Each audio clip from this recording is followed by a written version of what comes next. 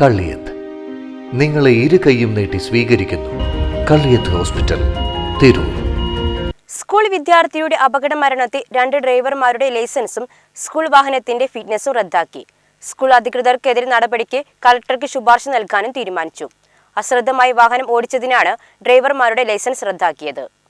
അപകട സ്ഥലവും വാഹനങ്ങളും Tirurangadi joint RTO MP Abdul സുബൈറിന്റെ നിർദ്ദേശപ്രകാരം മോട്ടോർ വാഹന വകുപ്പ് ഉദ്യോഗസ്ഥരുടെ നേതൃത്വത്തിൽ പരിശോധിക്കുകയും സ്കൂളിലും എത്തി മറ്റും സ്കൂൾ വാഹനവും പരിശോധിച്ചു. സ്കൂളിന്റെ ഉടമസ്ഥതയിലുള്ള 2 സ്കൂൾ വാഹനങ്ങൾക്കും ടാക്സും ഇല്ലെന്നും കണ്ടെത്തി. കൂടാതെ അപകടം സംഭവിച്ച സ്കൂൾ വാഹനത്തിന്റെ പാർക്ക് ബ്രേക്കും വേഗപ്പൂട്ടും പ്രവർത്തനരഹിതവും ടയർ തേഞ്ഞതുമായതിനാൽ വാഹനത്തിന്റെ ഫിറ്റ്നസ് റദ്ദാക്കി. കൂടാതെ സ്കൂൾ ബസ്സിൽ ആയയെ നിയമിക്കാതെ സർവീസ് നടത്തിയ സ്കൂൾ അധികൃതർക്കെതിരെ നടപടി സ്വീകരിക്കുന്നതിന് ജില്ലാ കളക്ടർക്ക് അപേക്ഷ നൽകുകയും ചെയ്തു.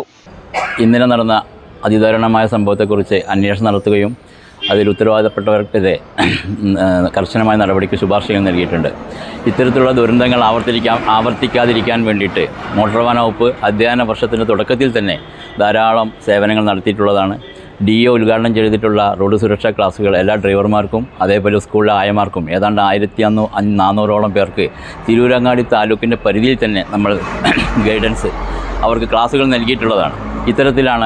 ഈ സാഹചര്യത്തിലാണ് അനാസ്ഥയോടുകൂടി സ്കൂൾ ബസ്സുകളിൽ ആയമാരെ വെക്കാതെ വിദ്യാഭ്യാസ അധികൃതരുടെ ഭാഗത്തു നിന്നും ഹെഡ്മാസ്റ്റർമാരുടെ ഭാഗത്തു നിന്നും ഇത്തരത്തിലുള്ള നടപടികളുണ്ടാകുന്നു. വളരെ വിഷമം തോന്നുന്ന കാര്യമാണിത്.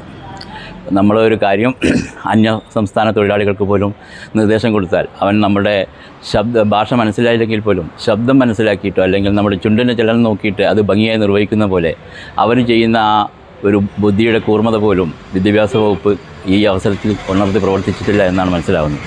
കാരണം ചെറിയ വിദ്യാർത്ഥികൾ റോഡ് മുറിച്ച് കടക്കുമ്പോൾ അവരുടെ സുരക്ഷത്തിന് വേണ്ടിയിട്ടാണ് ആയന്മാരെ ബസ്സിൽ ഏർപ്പാടാക്കുന്നത്.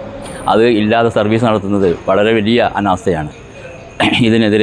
അവർക്കെതിരെ ജില്ലാ കലക്ടർക്ക് നടപടിയെടുക്കാനാണ് മോട്ടോർ വാഹന വകുപ്പിൻ്റെ തീരുമാനം.